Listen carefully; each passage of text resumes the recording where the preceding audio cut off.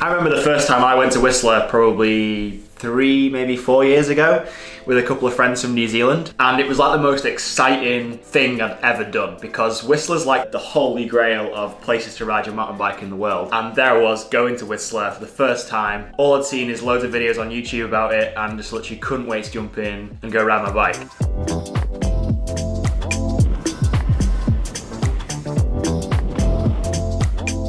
I've been to Whistler now for like the past 3 or 4 years, every single year. And each single year I learn a little bit more about the place, get shown some new trails in the area, whether that's in the bike park or outside the bike park. I want to basically make this video as like an introduction to Whistler, share a bit about my experience and tell you guys all about it. So if you've never been before, this is going to be the video for you. And also, if you've been before, this video may actually help you in terms of like maybe learn a bit more about the area, about the trails in the area, showing you some trails you may have never heard of or ridden, and help you actually get to Whistler if it's your first time. So we'll talk a bit about travel, getting there, all that good stuff. And before we jump into today's video, we actually had some new merchandise made for Wolf Black Adventures for this channel. I'll put the link on the screen now to go check it out, but Amanda designed a good handful of really cool designed t-shirts, long sleeve shirts, short sleeves, mugs, jumpers, you name it, all different colors. Go check out the link in the description and on the screen now. Anything that you buy through that Etsy store goes towards making more videos like these.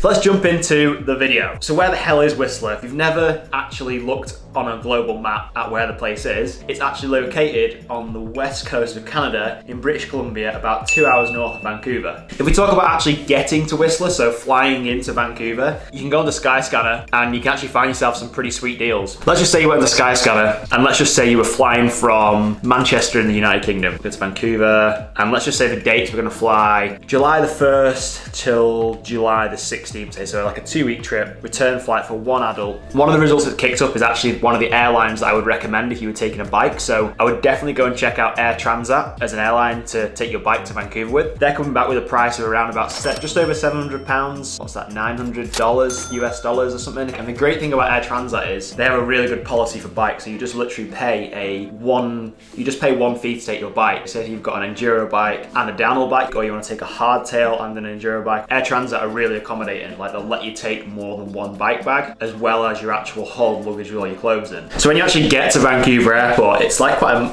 it's such a cool city, but before you actually get to the city, you have to go get your bikes, go through immigration security. I shit you not, every time I've gone to Vancouver, every single time I've been completely interrogated at security. They think I'm bringing drugs into the country or something, I don't know, but like straight face, they never smile, never show any emotion, and they just drill you with questions. There's like a silence of like 10-15 seconds, and then they just kind of let you through and you're a bit like... And then when you actually think about getting to Whistler from Vancouver Airport, this is obviously something you would sort out in advance of getting to Vancouver. If you're looking to do things on the cheap or less expensive, there is a company that runs as well called Epic Rides. When I've been in the past, they did offer a service which was $35 Canadian return, so from Vancouver to Whistler and back for $35, which is like insane. If you try to do things on the cheap, that could be worth checking out. You could obviously also hire a private transfer shuttle bus thing, and then you can also hire a car or a massive truck or even a motorhome if you're looking to do things on a bit more of a bigger scale and you want to go and explore more of British Columbia and more of the riding outside Whistler Bike Park. But there's so much more riding outside Whistler Bike Park that is 10 times better than the stuff in the bike park. So what about the riding in Whistler, in the bike park more specifically? That's probably what you wanted to watch this video for. I don't even know how many trails there are. In fact, I'm on Trail Forks now and it says on here there's 116 trails just in the bike park on its own. So that's like an insane number of trails. And I reckon if you were there on a 2-week holiday, you'd probably be hard pushed to ride every single trail in the bike park if you tried. Yeah, especially the jump lines like A-lines, or if you want to take,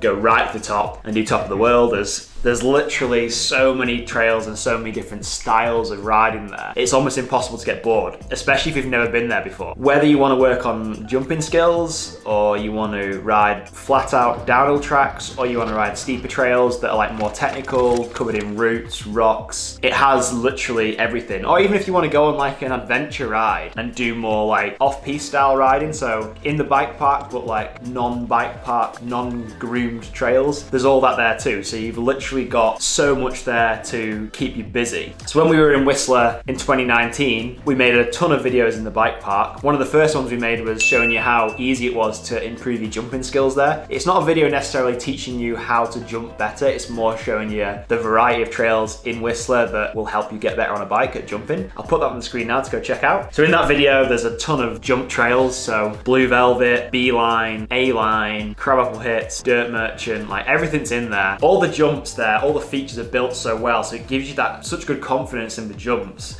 and the features that are there. So if you've got the confidence and the skill to go with that confidence to go off the lip of a jump, say, you can progress so fast out there. It's absolutely mind-blowing. Like Amanda started off on the smaller tabletops and then went on to riding pretty much most of the big jumps on A-Line. Well, the time we were there, I think we were there for maybe 10, 12 days. So if you want to progress on your bike, Whistler is another good place to go for jump skills. But then if you want to go and do like more technical trails, Whistler has that as well. Let's just talk a bit about the Top of the World track. So Top of the World, you have to buy a separate lift pass to go to Top of the World, and it's probably something, if you've never been to Whistler, that I would recommend you do just at least once. Just make sure as well the weather is on your side when you do it as well, so don't go up on a cloudy day, don't go up on a rainy day. We're supposed to be going up here.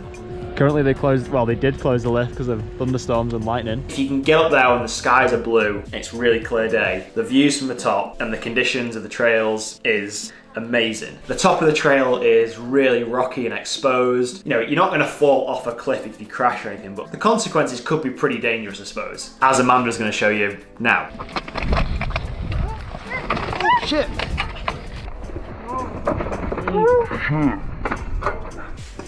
I actually have no idea how she didn't fall further than that. And we also raced the Top of the World stage as an Enduro World Series stage last year. Really, really good track. It's got literally every kind of ride you can think of in one track. So you start off in all this open, exposed trail, then it goes into these sort of man-made berms, which are still kind of natural-ish. And then you come into the bike park, which is full bike park, which is so fast. Then you've got trails from the top of the Garbanzo lift. So the Garbanzo lift is the second lift after the Fitzsimmons lift out the bike park in Whistler. You have a lot more of the technical trails up there, so a lot more of the steeper, you could say slower trails. Well, they're not slow actually, but not so many of the jump trails. There is jump trails up there like Freight Train that you can jump onto, and that goes into Dirt Merchant and then A-Line, which is probably one of the best jump trails in the world. But overall, there's plenty of riding on both of those lifts. But if you're in Whistler, there is so much more to do than just the bike park. I love riding bike parks, but I get bored of riding bike parks very fast. The riding outside of the bike park is some of the best riding I've ever done. If you take Blackcomb, for instance,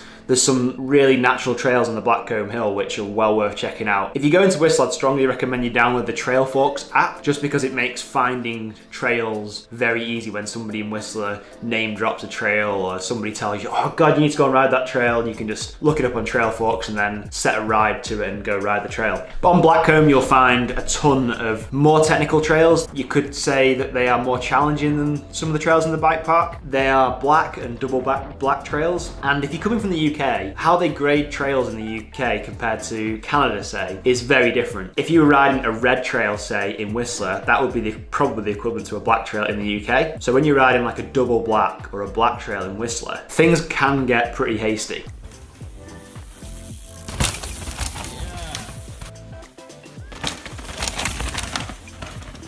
One trail I rode last year for the first time was called Dark Crystal. I'll put a link on the screen to that. That's a really good trail. So many big rock rollers, loamy single track, rough. That's what I would determine as a proper mountain bike track. And then there's other trails up there called Microclimate, Heybud, Crazy Train, that's another one. There's a number of trails up there which are really, really good fun to ride. And it's not that much of a climb up really. Like, it's pretty steep, yeah, but they've actually built proper climbing trails up there. So if you've got like a spare 2 hours in your morning or afternoon, you want to go and just do some laps, you can do a lap of one of those trails in like probably less than an hour and a half, maybe even less than an hour if you're fit enough.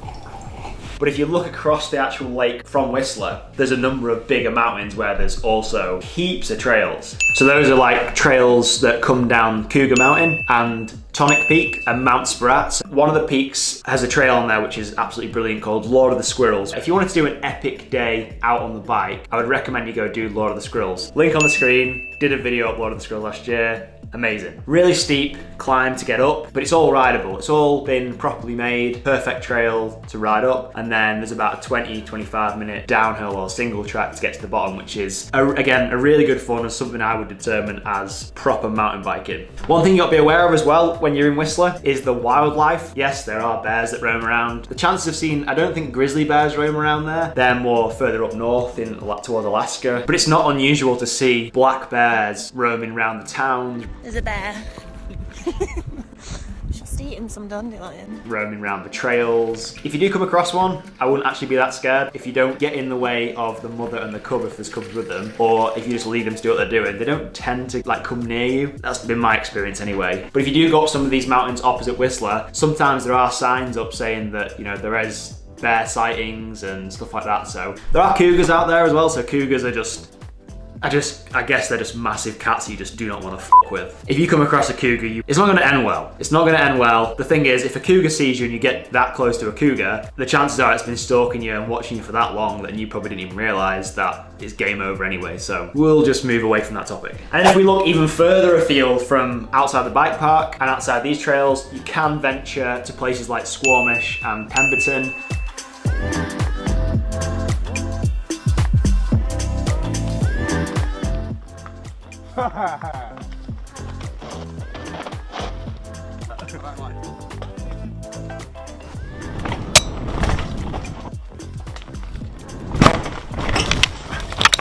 Oh, I've got a cut on my shin.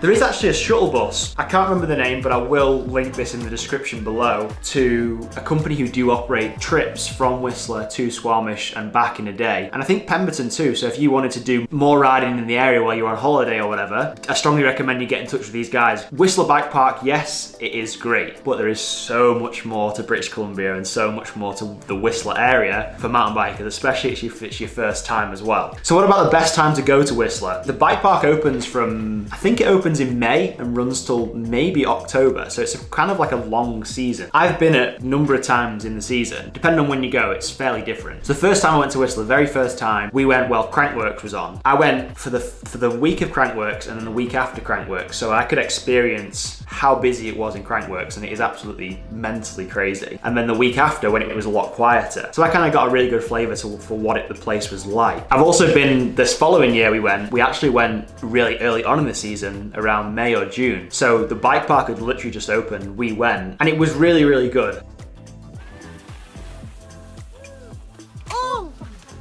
It was really quiet, trails were running really sweet. The only thing was, there was still snow on parts of the mountains, so the Garbanzo lift, the second lift above the Fitzsimmons lift in the bike park, wasn't open, and they did open it for a day or so when we were there, but they'd closed a lot of the trails because it was still covered in snow. I remember getting off the lift and there was like a snow wall that was like 10 feet tall, 12 feet tall, either side of the fire road. Not a chance you would be able to get access to any of the trails anyway. But then I've also seen people go in after the summer season, so maybe downhill racers who go after their race season, enduro racers who go after their race season is finished in the months of like September and October. The temperatures aren't as warm, but I've heard and seen that trails are actually run really well at that time of year. So that could be an option for you. And obviously flight prices do fluctuate through the year. So if you want to go at more of a peak time in the season, so say August and July, I'm guessing flight prices are going to be a little bit more expensive, probably not much. You're probably still going to be looking at between £600 and £700 return flight. That's from the UK. Obviously it's going to vary depending where you're flying in from. So accommodation, number of different things you can look into where you want to stay in Whistler. You can stay in the centre of town, probably a bit more pricey side of things. If you're into the nightlife side of things and you want to be close to the Fitzsimmons chairlift, the main lift out of Whistler into the bike park, that might be a great option for you. If you want somewhere that's a little bit quieter, I'd probably recommend checking out either Blackcomb or Creekside. So those two are like little, I don't know if you would call them villages outside of Whistler. Blackcomb is like within walking distance of Whistler town centre. So is Creekside, a bit further away, but the good thing about Whistler and the area in Whistler is the bus network in Whistler, the public transport is amazing. You can literally pay, like I think it's $2 every time you get on the bus, and then at weekends the bus is free, which will take you around all of Whistler and all the surrounding towns and villages. And there's buses running, I don't know, every 10-15 minutes if that, and you can take your bikes to them, so it makes life getting around Whistler so easy. And if you don't want to take the bus, there's also cycle paths absolutely everywhere, which are exactly the same as the buses. They go everywhere, helping you get places place is faster, easier, less stress, and it's just such a cool vibe. So that's it. That's kind of like my little, well, not little anymore. That's kind of like my video on, again, why Whistler is so popular. Kind of like an introduction to Whistler if you've never been and you're looking at going, or even if you have been before and you want to pick up some more nuggets of knowledge. I'm hoping this video has done its due diligence and given you that. So if it's been useful, this video, give it a thumbs up. It really helps us grow. Something to do with algorithms or something like that. Make sure you click the subscribe button in one of these corners. Get yourself subscribed to the channel. Hit the bell notification so you don't miss any future videos. And as a final note, click the link in the description below, and I'll put a link on the screen if it'll let me, to all our new Wolfpack Adventures merch. Really cool, really good quality. Go check it out. Anything that is bought through that store goes into funding more videos like these. So take care. Hope this video has been useful, and we'll see you in the next one.